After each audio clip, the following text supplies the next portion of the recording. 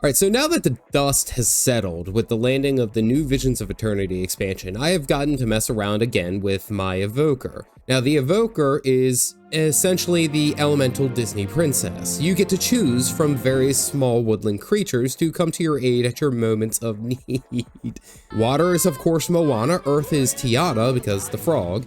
Air is Snow White, because the hare, the rabbit, that kind of makes sense. And fire is Aurora. I don't know. Good God, the mouse is gonna be all over my shit here any minute. Did I see you infringing on my property? So the most unique thing about the Evoker is its capability to isolate to a singular element and essentially carry on with their day. This makes for some absolute meme builds and playstyle for sure. But then I found out that it allows you to have some of the most deadly pinball pressing, button mashing, arthritis inducing fun that you will ever see. Buckle up, buttercups, let's make some memes. So of course, I started out with fire, mainly because I got the fiery dragon sword recently from my time in Guild Wars 1. It was a slog, but I recommend you watching the series if you enjoy rib tickling fun and sexually questioning good times. You had my curiosity, but now you have my attention. So with this fire build, my main thought was to use the sword and dagger combo and have mostly of a power setup and essentially all offensively output focused build. This was a shit show. Sure, I did some decent damage and my fire ticks really did start to add up, but I was every Warcraft rogue's wet dream, a frost mage who was sitting at 30% HP and just got out of ice block. So this build worked well in the damage department, but man, everything hits hard or added up a bunch of conditions that I could barely keep up with without some major modifications. One of the earlier traits allows you to increase burning damage as well as your damage done to burning targets, which should be a no-brainer for a purifier evoker. Nope, because every angry Buka screamer in the quarter-mile radius has a lot more HP and actually deals some real damage. Not to mentioning managing conditions is an absolute bitch. But this is in open world, so I bit the bullet and moved things around and trying to add some sustain and condition cleansing. But it ends up taking away so much from the damage output that it was just a belt made of clocks. That's right, it was a waste of time. You can't keep getting away with it!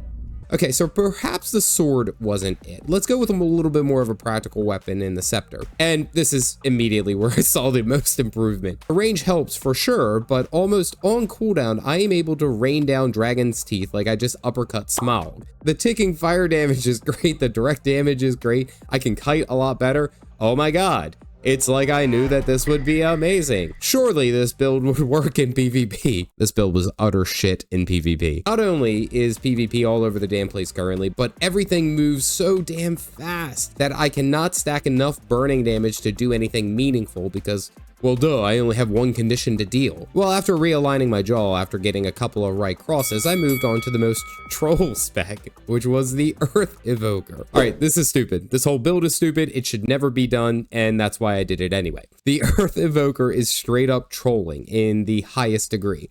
Not only can nothing actually deal any strike damage to you, you daze frequently, you put up barriers all the time, and essentially you can block projectiles and enemy attacks all the damn time. I went with the hammer here because I feel like that fits the epitome of the Earth Elementalist. God, I kind of miss playing Guild Wars 1 now. It has really good defenses, it has solid bleed uptime, a block, projectile deflect. It's really where it's at. But how good is it? Add the boon protection for 33% less strike damage. The Toad Evoker ability gives you 15% more reduced strike damage, and then add the Hammer 3 ability, which allows you to reduce incoming damage by another 15%. If you're counting, that's 63% less strike damage from all sources, basically up all the time. This is such a stupid build. I used it on some of the story missions, and in the last fight, it was just me wet noodling the boss for ridiculously low ticking damage. And this fight probably should have taken like less than 5 minutes, but in the equivalent time of me taking a shower and crying into my therapy pillow, Charlie the Unicorn,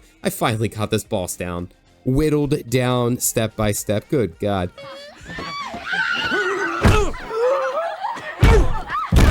Out in the open world, this basically is a fuck you simulator. Oh hey, is this boss powering up? Block, barrier, reduce strike damage. Oh hey, that guy over there is shooting some stuff at. Hammer Earth 2, spin to win. Like, this is what I was waiting for with the Evoker. I was waiting for an absurdly stupid builds, and this one did it for me. I love this. I even took it into PvP for a bit, and it does exactly how you think it would. Oh, look at this Dragon Hunter popping all of his cooldowns. Oh, heal. Then basically I become an immovable object. You can't kill what you can't kill. I don't know. Y'all don't pay me to come up with slogans. You guys are getting paid? Anyway, let's go because now the sea is calling me. The Water Elementalist, the Water Evoker, is a weird mix, in my opinion. Of course, with the support option, it's there. Well, it has to be. You got to be support if you're like a pure Water Evoker. I mean, what else are you doing? I tried to set up like some kind of Frost Ice Evoker build to see how that goes, and it went exactly how you would expect. They can't kill me, but I can slowly lose my sanity at ticking their HP down one by one. This was actually torture. I have no doubt in my mind that this would be playing pretty well in strikes or raids, if at all possible. I mean, the Evoker has strong healing and is perfectly built-in boon support, so it's totally there. I probably could have dug deeper on this one, but truthfully, this was boring and there really wasn't too many memes. That's not what we're here for. Supporting my friends is not what I do. I'm here to kill things in hilarious fashion. So now we come to the Pentumbrum build that I have discovered, and that is the Lightning Evoker. If you were to tell me that a pure Lightning Wizard was viable, this is the meme I would relate to. There it is. Magnum. Holy moly. Yeah, baby! That's what I've been waiting for! Oh my goodness gracious, I love the Lightning Spam Air Evoker. All you do is just press all of the buttons at breakneck pace, zapping everything into a fine sizzled mist. Your hair is essentially the Monty Python and the Holy Grail's rabbit of Karenbach. Jesus Christ! Enemies are blinded, zapped, stunned, and obliterated. Holy crap. I ran Scepter Warhorn, and let me be the first to tell you, hell yeah, brother. The build focuses solely on spamming every ability that you can. Each time blinding flashes up, you can use it for near permanent blinding on the target. Not to mention instant stacks of lightning hair familiar use. This is what I was waiting for. Holy crap. Incredibly spammy, incredibly great damage. This is that magic, man.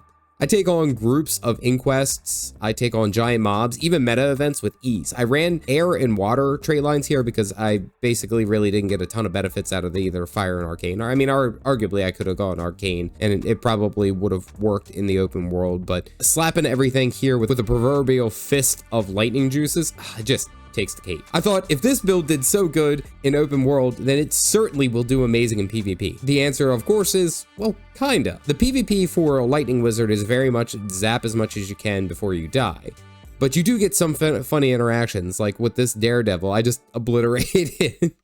It does some pretty damn good damage, I'm not gonna lie, but it's tough staying alive for the long term. I did eventually, I did try a sword dagger combo at one point for air attunement, and this is even more toxic than the scepter. Literally, I'm diving in and out, spamming CC, and then just running away like, tee, you can't catch me. You're never gonna catch me. You're wasting your time. Forget about it. Yeah, this is what I paid for. Lightning Wizard, that's a keeper. Okay, so my thoughts on the idea of a single element evoker. It sounds like it would be great, but it misses out on a lot of what makes the Elementalist fun to play and also viable in a lot of situations, which is dancing between the attunements. Using all four to damage, to heal, for the defense and the CC, because if you're locked into one, it loses either a lot of durability or a lot of damage or a lot of healing or a lot of CC. Sometimes all of them, which I don't know if that's going to be the best way for most players who are out in, say, like the open world or like even in PvP or the areas that I tested. Now, the isolated elements are fun. They're absolutely fun. But honestly, using the other two Grandmaster trait lines may be better suited in the long run for fun and viability. Although I will have to say, I really am going to continue playing my Lightning Wizard Evoker. Like, just zap, zap. It's so damn fun. I've included some of the builds that I used in the description below. As always, stay caffeinated, folks.